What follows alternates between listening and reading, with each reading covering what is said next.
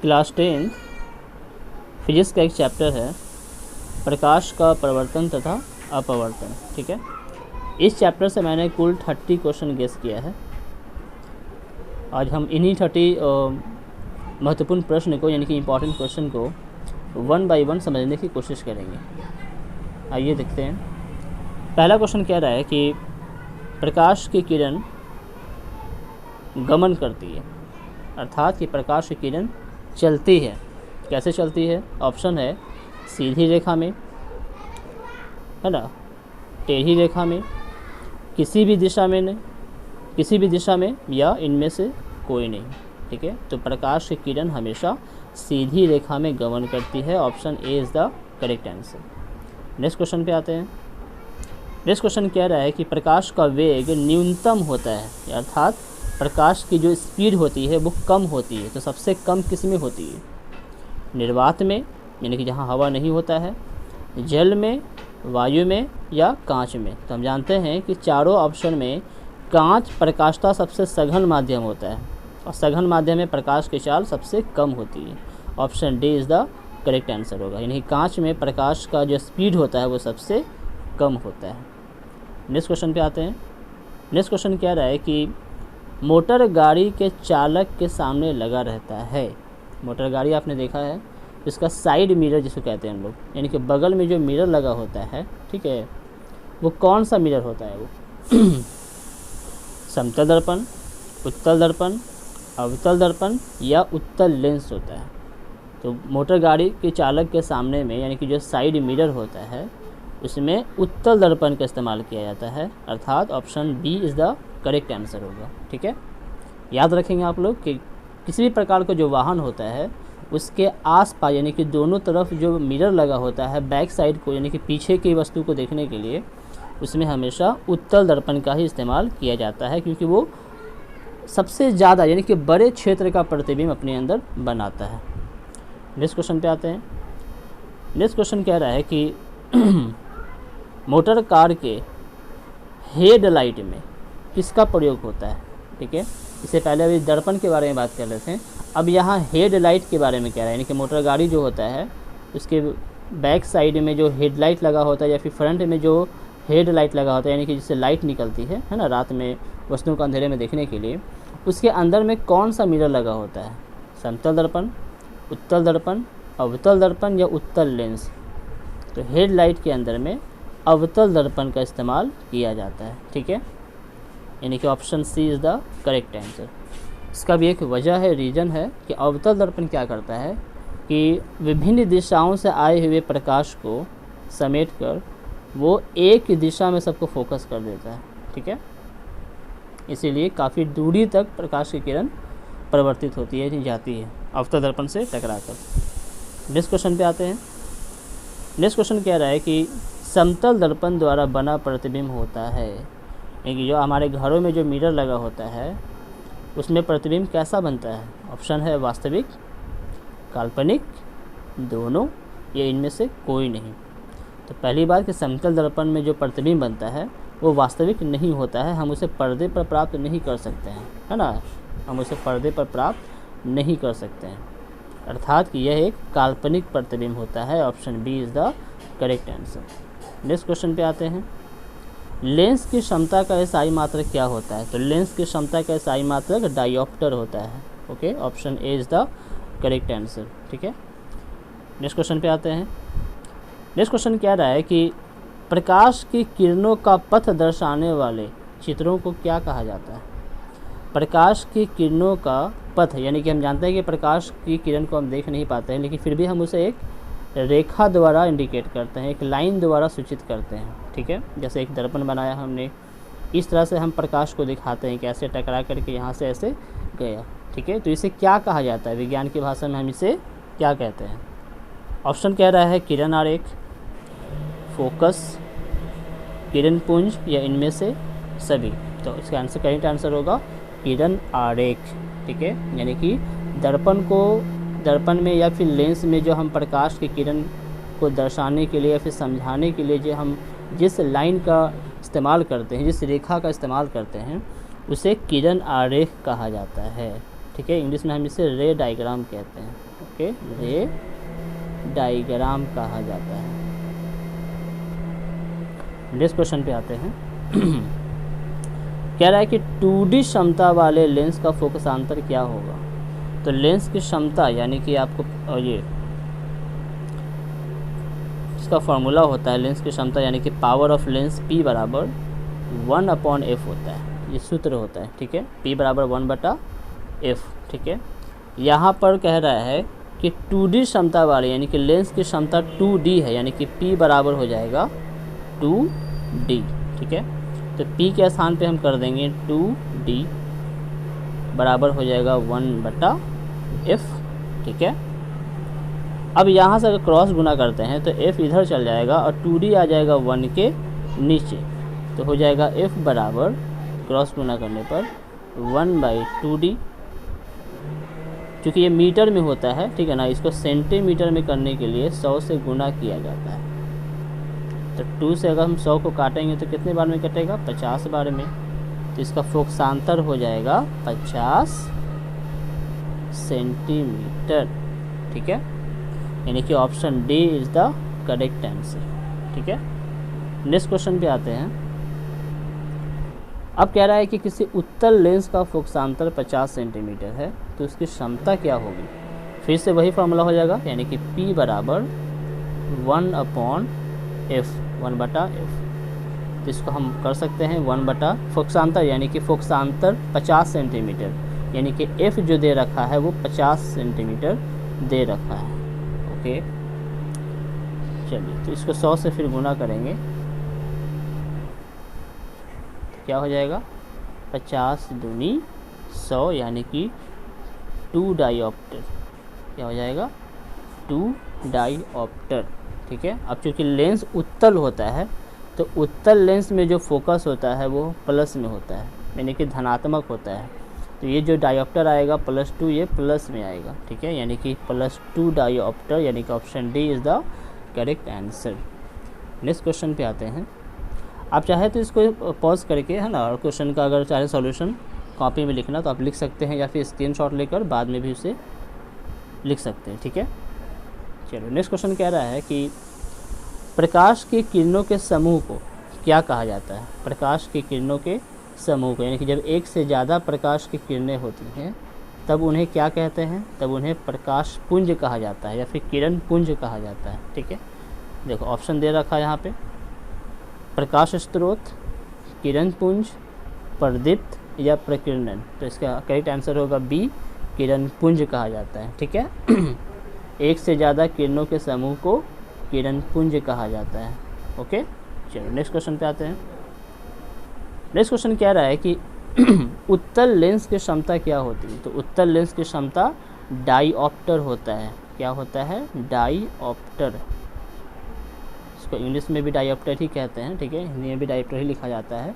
इसको हम डी से इंडिकेट करते हैं। ठीक है, और किस में होता है, तो प्लस में होता है ना, धनात्मक होता है। तो उत्तल लेंस की क्षमता होती है ना, डायोप्टर तो होता है उसका। अच्छा, उत्तल लेंस की क्षमता पूछ रहा है, ठीक है ना, यानी कि कौन सा इस पे साइन होता है। ठीक है, ऋणात्मक, धनात्मक, दोनों या इनमें से कोई नहीं। ठीक है, तो उत्तल लेंस की जो क्षमता होती है, यानी कि उत्तल लेंस की अगर बात करें तो वो धनात्मक होता है, यानी कि option B is the correct answer. अगर अवतल लेंस रहता, अगर ये अवतल लेंस रहता तो नेगेटिव होता। ठीक है, चलो नेक्स्ट क्वेश्चन पे आते हैं। कह रहा है कि अवतल लेंस की क्षमता होती है, अवतल लेंस की क्षमता ऋणात्मक होती है। Option A is the correct answer. उत्तल लेंस रहेगा तो धनात्मक, अवतल लेंस रहेगा तो ऋणात्मक। ठीक है, नेक्स्ट क्वेश्चन पे आते हैं। कह रहा है कि उत्तल लेंस को कहते हैं, क्या कहते हैं, उत्तल लेंस को क्या कहा जाता है। तो उत्तल लेंस जो होता है, ठीक है, यानी कि जो उत्तल लेंस होता है ये सारे प्रकाश की किरणों को एक बिंदु पर सिमेट देता है, एक बिंदु पर सिमेटने का काम करता है। ठीक है, इसीलिए हम इसे अभिसारी लेंस कहते हैं। Option A is the correct answer.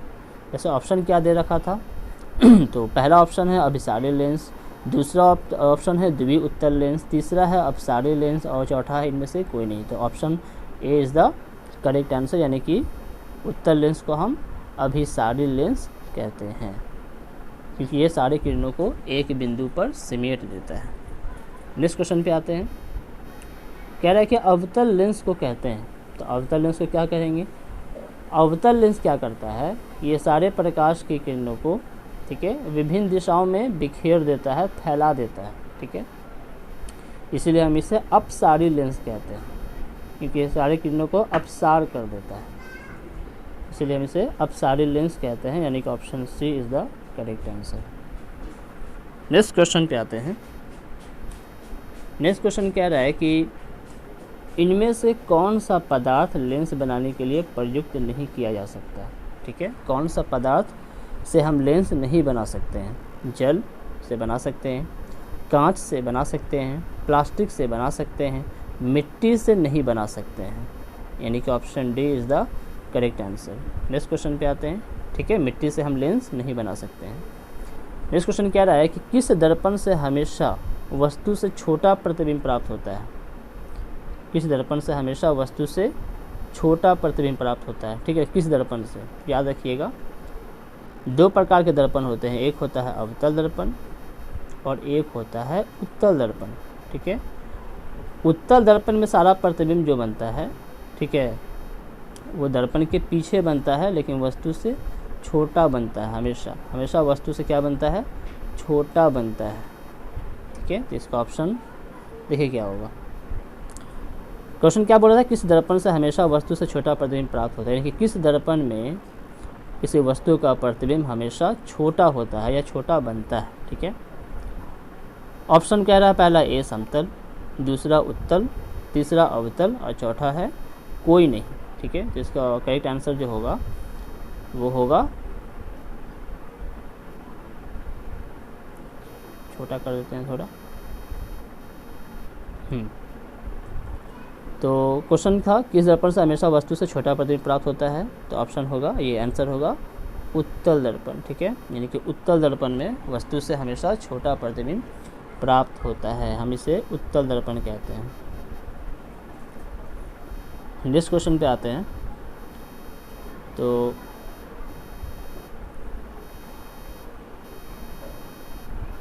Next question कह रहा है कि किस दर्पण से वस्तु का बड़ा प्रतिबिंब बनता है? समतल में नहीं, वस्तु के बराबर बनता है समतल में। अवतल में, हाँ अवतल में बनता है, ठीक है।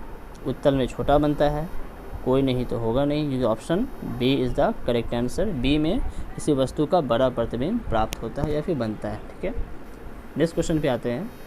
प्रकाश के प्रवर्तन के कितने नियम होते हैं? सिंपल, प्रकाश के प्रवर्तन के 2 नियम होते हैं। नेक्स्ट क्वेश्चन, जब प्रकाश की किरण हवा से कांच में प्रवेश करती है, ठीक है ना, जब प्रकाश की किरण, मान के चलो कि ऊपर में हवा है और नीचे में कांच, यानी कि 2 माध्यम है।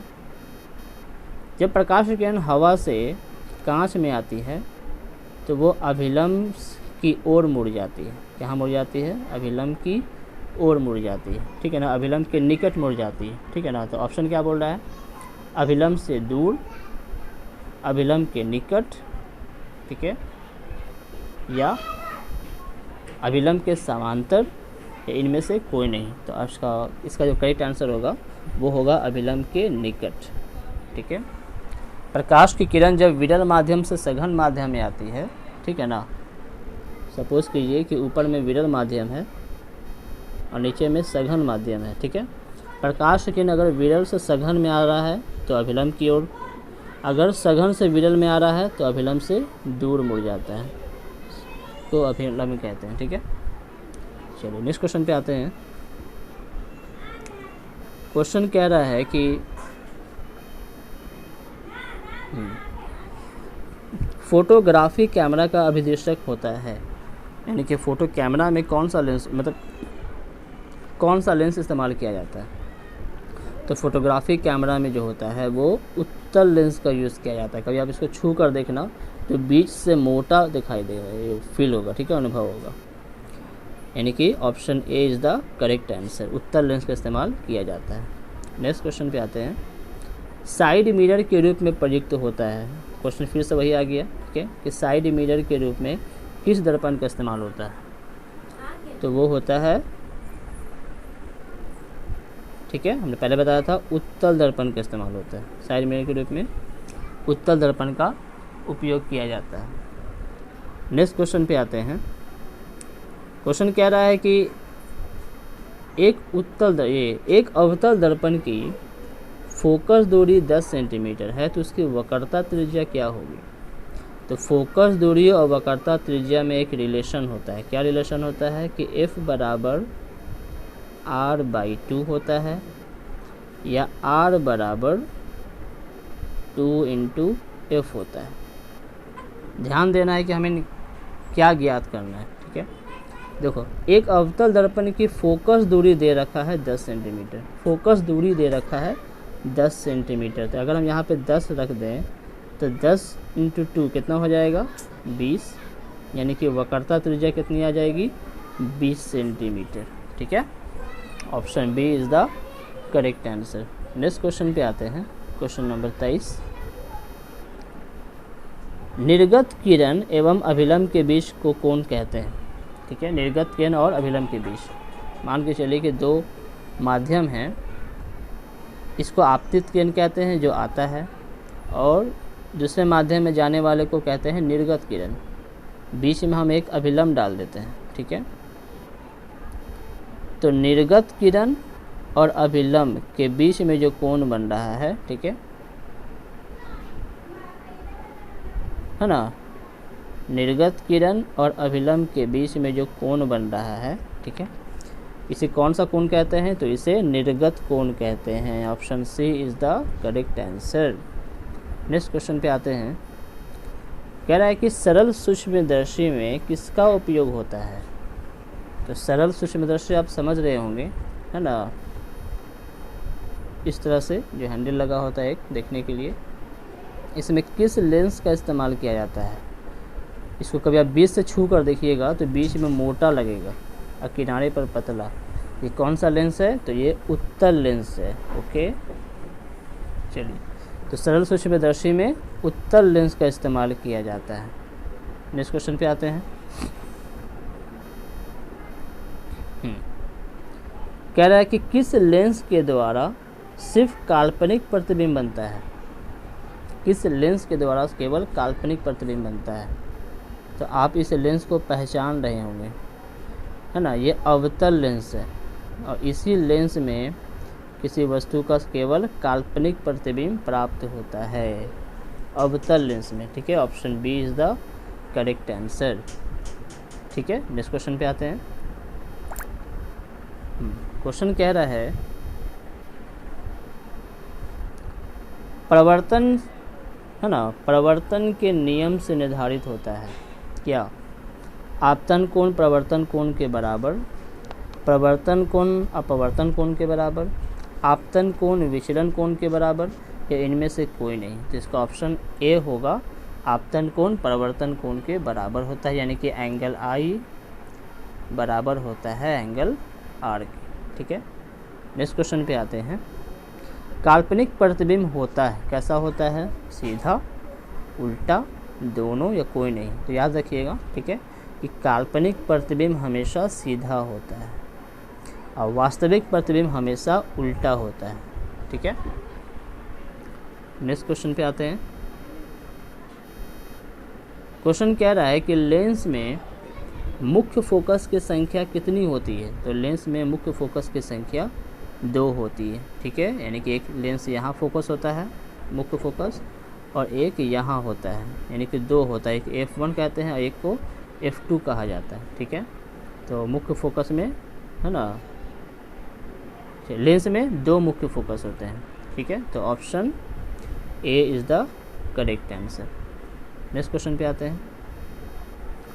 क्वेश्चन कह रहा है कि सर्च लाइट का प्रवर्तक सतह होता है। सर्च लाइट का प्रवर्तक है तो वो होता है अवतल दर्पण, ठीक है।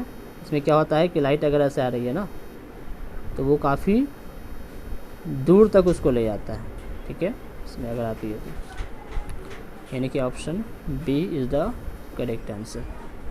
नेक्स्ट क्वेश्चन पे आते हैं। आखिरी क्वेश्चन है, दाढ़ी बनाने में कौन सा दर्पण प्रयुक्त होता है? ठीक है, तो दाढ़ी बनाने के लिए तो दाढ़ी बनाने के लिए है ना, क्योंकि इमेज हमको बड़ा देखना होता है ना, इमेज बड़ा देखना होता है, और बड़ा प्रतिबिंब किस में बनता है? तो अवतल दर्पण में बनता है। Option C is the correct answer. तो ये था आज का एक कुल 30 इंपॉर्टेंट ऑब्जेक्टिव क्वेश्चन। इसी तरह से अगला वीडियो में हम लोग किसी और सब्जेक्ट को कवर करेंगे, ठीक है, इंपॉर्टेंट ऑब्जेक्टिव क्वेश्चन को।